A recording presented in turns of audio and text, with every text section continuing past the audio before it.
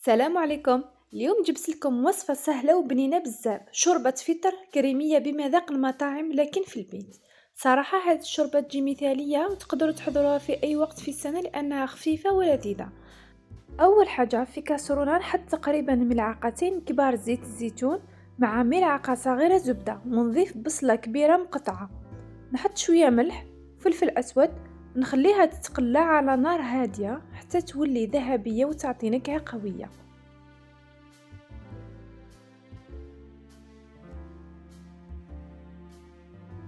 بعدها نضيف ملعقة صغيرة ثوم، نفس الشي نقليها مليح ومن بعد نزيد الفطرة.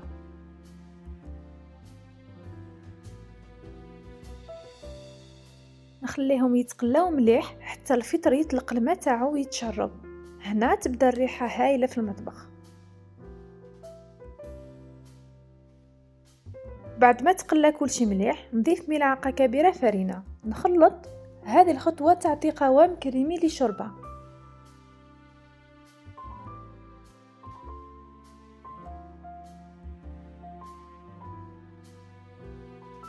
نخلط حتى تتحمص الفرينة ونمرق بماء سخون.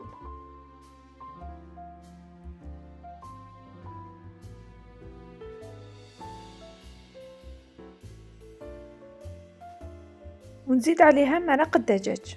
نخليها تطبخ مليح براحتها حوالي 30 دقيقة باش النكهات تختلط مليح. ومن بعد نرحي كلش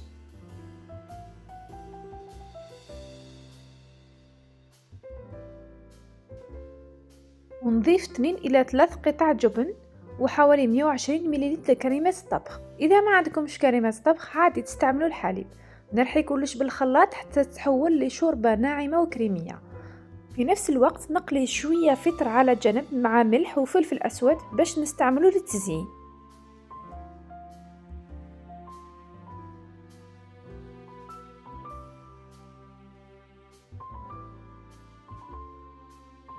وفي الأخير نفرغ الفطر المقلي في الشوربة والنتيجة شوربة كريمية غنية وطعمها بصراحة خطير. وصفة مضمونة نجاحها أكيد حتى لو أول مرة تجربوها. تقدروا ترافقوها بأي شي تحبوه. أنا رافقها بكرات البطاطس المحشية باللحم والجبن، صراحة جت روعة في القمة. خفيفة على المعدة، دافئة وتخليكم تحسوا كأنكم في مطعم.